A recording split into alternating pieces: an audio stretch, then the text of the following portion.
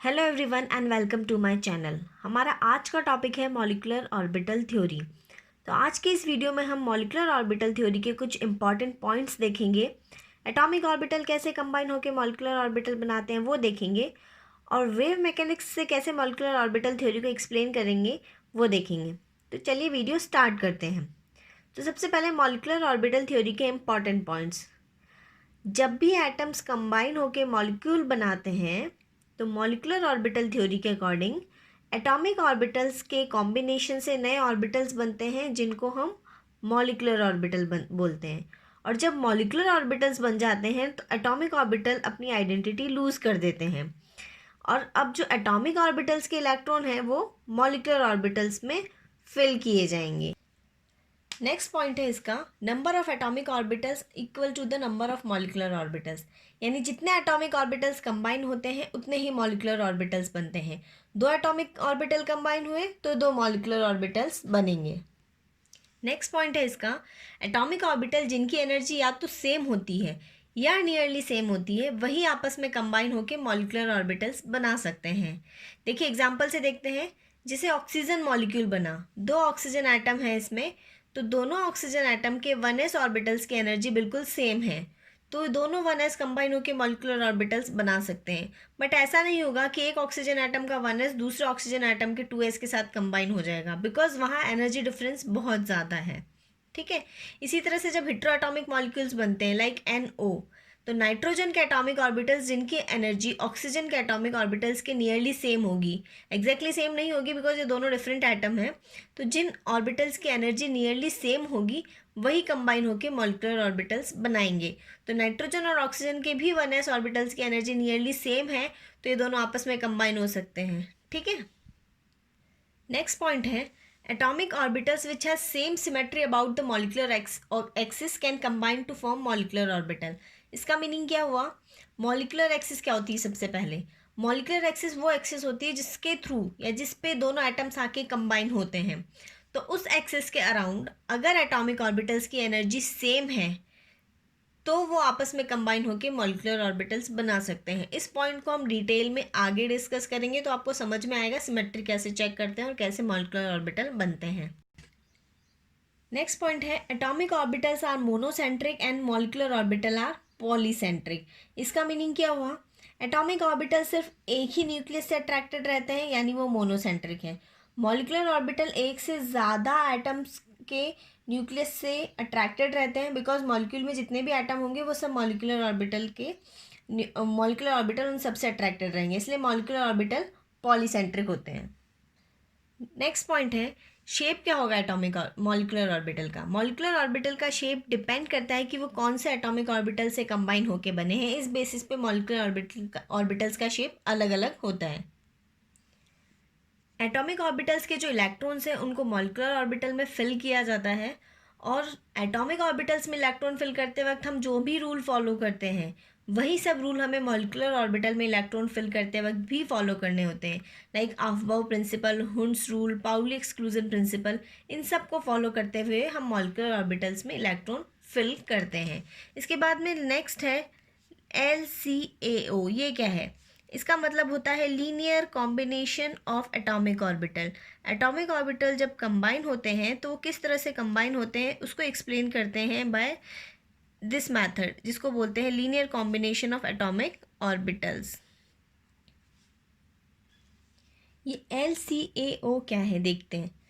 Wave mechanics के according जब भी एटॉमिक ऑर्बिटल्स को हम एक्सप्रेस करते हैं बाय वेव फंक्शन, इसका मतलब होता है कि हर एटॉमिक ऑर्बिटल से एसोसिएटेड एक वेव है, और उस वेव को हम एक्सप्रेस करते हैं बाय वेव फंक्शन जिसको हम लिखते हैं साई। ठीक है।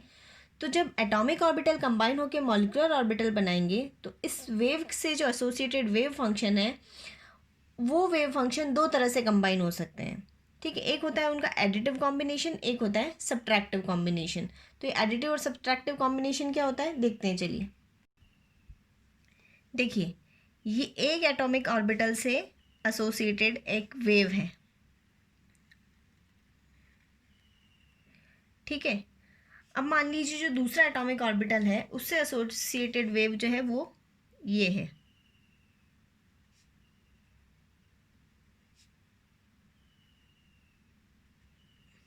ठीक है। तो अब जब दोनों एटॉमिक ऑर्बिटल्स कंबाइन होंगे तो उनसे एसोसिएटेड वेव्स जो हैं वो कंबाइन होगी, और जो मॉलिक्यूलर ऑर्बिटल बनेगा दोनों के कॉम्बिनेशन से, उसकी वेव को हम इस तरह से लिखेंगे। क्योंकि दोनों एटॉमिक ऑर्बिटल्स की वेव्स जो हैं वो सेम फेज में हैं, तो दोनों एटॉमिक ऑर्बिटल के कॉम्बिनेशन से जो मॉलिक्यूलर ऑर्बिटल बनेगा उसकी वेव इस तरह से होगी। ये देखिए, ये होता है एम्पलीट्यूड ऑफ वेव, जिसको हम बोलते हैं क्रेस्ट की हाइट। ठीक है, तो क्रेस्ट की हाइट जो है वो ऐड हो जाएगी दोनों एटॉमिक ऑर्बिटल के एम्पलीट्यूड की एडिशन से। ठीक है, तो ये जो मॉलिक्यूलर ऑर्बिटल बना वो उससे एसोसिएटेड वेव ये होगी। इसको बोलते हैं एडिटिव कॉम्बिनेशन, बिकॉज दोनों जो वेव्स थी वो सेम फेज में थी, तो दोनों के एम्पलीट्यूड ऐड हो गए। इस तरह के कॉम्बिनेशन को पॉजिटिव ओवरलैप भी बोलते हैं या कंस्ट्रक्टिव इंटरफेरेंस भी बोलते हैं। और इससे जो ऑर्बिटल्स बनते हैं उनको हम बोलते हैं bonding molecular orbital, BMO short में लिखा जाता है, बॉन्डिंग मॉलिक्यूलर ऑर्बिटल। ठीक है, अब जो बॉन्डिंग मॉलिक्यूलर ऑर्बिटल बना उसकी वेव के वेव फंक्शन को हम कैसे डिफाइन करेंगे, कैसे लिखेंगे? तो ये हो गया बॉन्डिंग मॉलिक्यूलर ऑर्बिटल का वेव फंक्शन, ये होगा दोनों एटॉमिक ऑर्बिटल से एसोसिएटेड वेव के वेव फंक्शन का कॉम्बिनेशन। ठीक है, अब देखते हैं कि सब्ट्रैक्टिव इंटरफेरेंस कैसे होता है। देखिए, अगेन ये एक एटॉमिक ऑर्बिटल से एसोसिएटेड वेव है। ठीक है, अब जो दूसरा एटॉमिक ऑर्बिटल है उससे एसोसिएटेड वेव जो है वो ये है, अपोजिट फेज में है। जब हमने एडिटिव इंटरफेरेंस या कंस्ट्रक्टिव इंटरफेरेंस देखा था तो दोनों सेम फेज में थी, बट अब यहाँ पे दोनों अपोजिट फेज में है। तो जो नेट वेव होगी उसमें एम्पलीट्यूड कम हो जाएगा।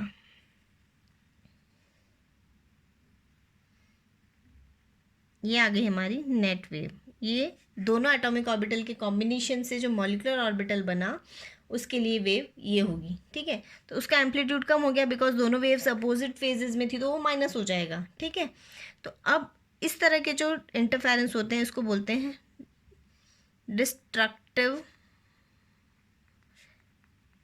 इंटरफेरेंस या नेगेटिव ओवरलैप।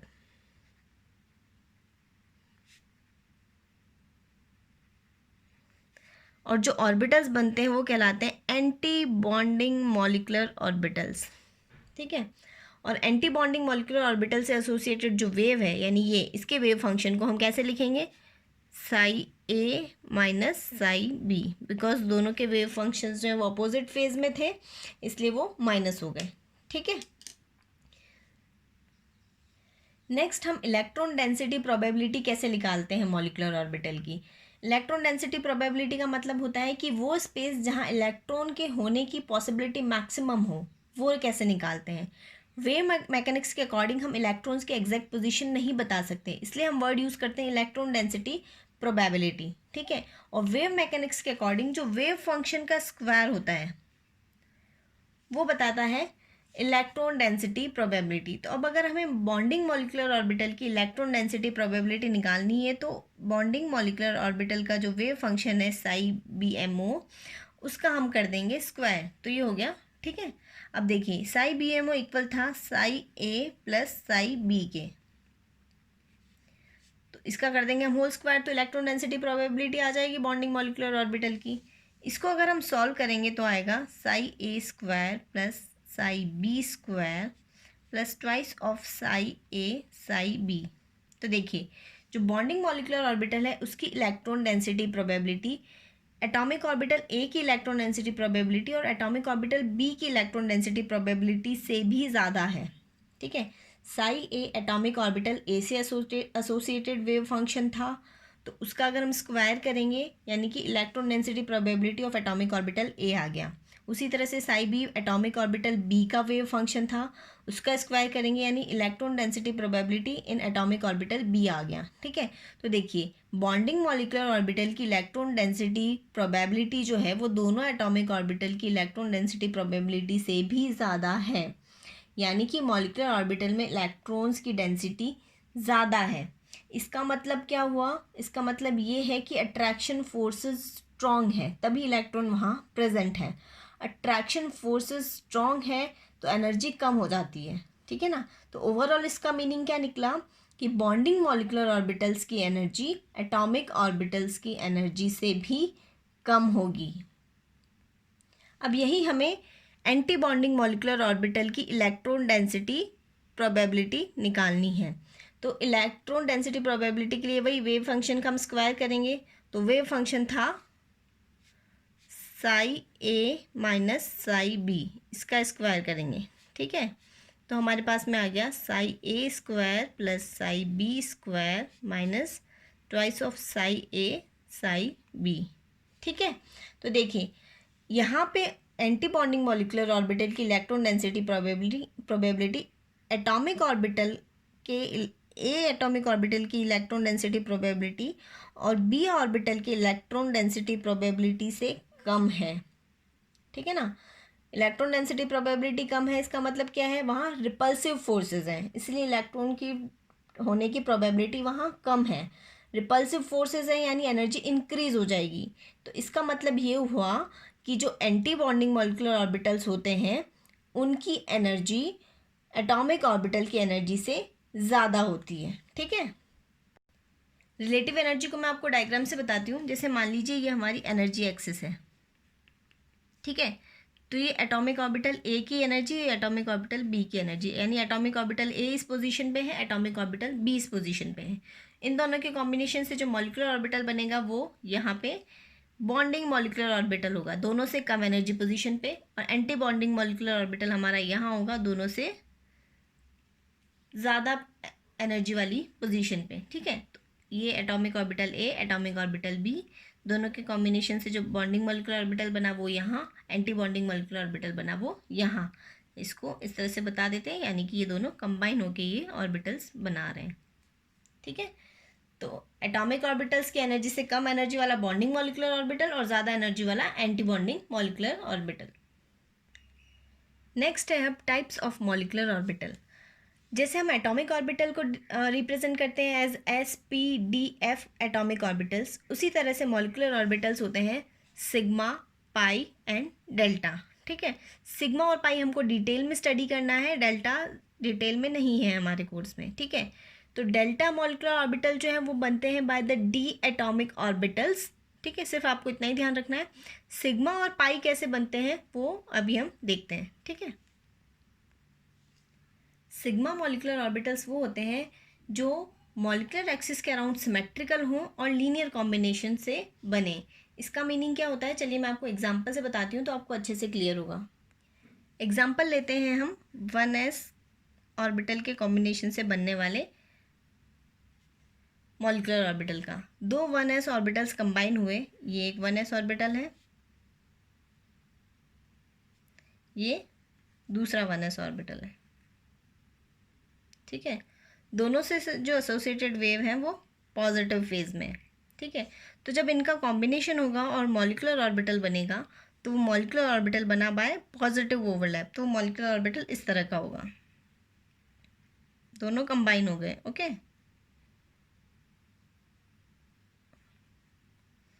ये बॉन्डिंग मॉलिक्यूलर ऑर्बिटल है क्योंकि दोनों जो एटॉमिक ऑर्बिटल हैं उनकी जो वेव्स हैं वो सेम फेज में, देखिए पॉजिटिव पॉजिटिव साइन बनाया है, ठीक है।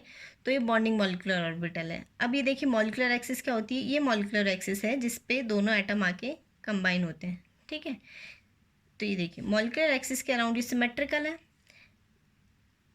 मॉलिक्यूलर एक्सिस के अराउंड जैसा ही ऊपर है वैसा ही नीचे है, यानी कि ये सिमेट्रिकल है, ठीक है। इसलिए सिग्मा ऑर्बिटल कहलाएगा, ओके।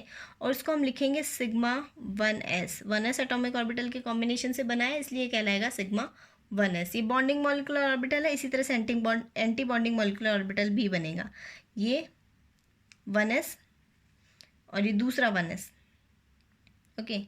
बट अब यहाँ पे क्या है, दोनों की वेव्स अपोजिट फेज में, ये पॉजिटिव साइन है, ये नेगेटिव साइन है। तो अब जो है इनका नेगेटिव ओवरलैप होगा, और नेगेटिव ओवरलैप होगा तो इस तरह से मॉलिक्यूलर ऑर्बिटल बनेगा।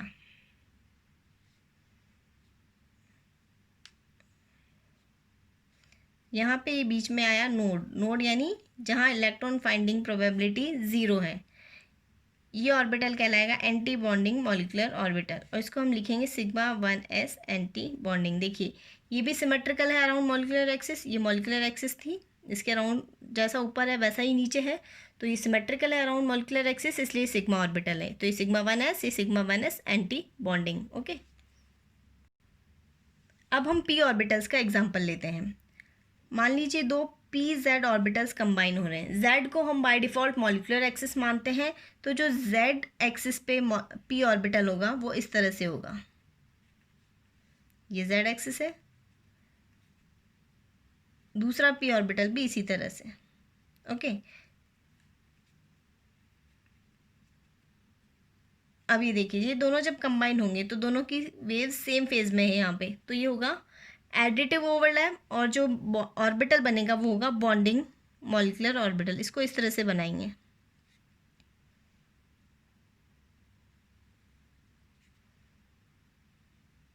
ठीक है।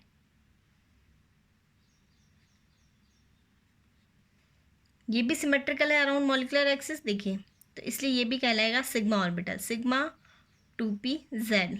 ओके, इसी का एंटी बॉन्डिंग भी बनेगा। एंटी बॉन्डिंग जब बनेगा तो दोनों की वेव्स अपोजिट फेज में बनानी है। देखिए पॉजिटिव या नेगेटिव अपोजिट फेज में हो गया। अब एंटी बॉन्डिंग इस तरह से बनेगा,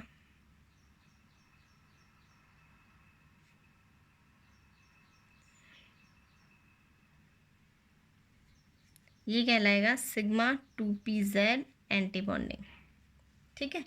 तो देखिए जब बॉन्डिंग बनते हैं, एडिटिव ओवरलैप होता है, दोनों लोब्स ऐड हो जाते हैं। जब एंटी बॉन्डिंग बनता है तो दोनों लोब्स रिपेल करके एक दूसरे से दूर हो जाते हैं। यहाँ पे आया बीच में नोड। ओके, ये हमने देखा कि सिग्मा ऑर्बिटल्स कैसे बनते हैं। ओके, एक चीज़ और, इसको बोलते हैं हम head on overlap, end to end overlap या end on overlap. Head on या एंड टू एंड और हेड टू हेड ओवरलैप। ये लीनियर ओवरलैप है, एक ही लाइन पे दोनों एटॉमिक ऑर्बिटल्स थे और आके कंबाइन हुए। ओके, ये सिग्मा मॉलिक्यूलर ऑर्बिटल्स हैं। इसी तरह से पाई मॉलिक्यूलर ऑर्बिटल भी बनते हैं। पाई मॉलिक्यूलर ऑर्बिटल कैसे बनेंगे वो देखते हैं। पाई मॉलिक्यूलर ऑर्बिटल बनते हैं बाय द लेटरल ओवरलैप, यानी पैरेलल ओवरलैप होता है, यहाँ पे एक लाइन पे ओवरलैप नहीं होता। और these molecular orbitals are not symmetrical around molecular axis, यानी मॉलिक्यूलर एक्सिस के अराउंड ये सिमेट्रिकल नहीं होंगे। इसको एग्जांपल से देखते हैं। देखिए 2px ऑर्बिटल्स अगर कंबाइन होते हैं तो कैसे कंबाइन होंगे। हमने देखा कि जो z ऑर्बिटल है वो लीनियरली कंबाइन हो पाए थे बिकॉज वो मॉलिक्यूलर एक्सिस पे थे। ये एक px ऑर्बिटल और ये दूसरा px ऑर्बिटल। ओके, ये पॉजिटिव फेज दोनों का, ये नेगेटिव फेज। अब जब ये दोनों कंबाइन होंगे तो देखिए दोनों पैरेलल हैं, लेटरल ओवरलैप पॉसिबल है यहाँ पे लीनियर ओवरलैप पॉसिबल नहीं है। तो इसलिए इनसे जो मॉलिक्यूलर ऑर्बिटल बनेगा वो इस तरह से बनेगा।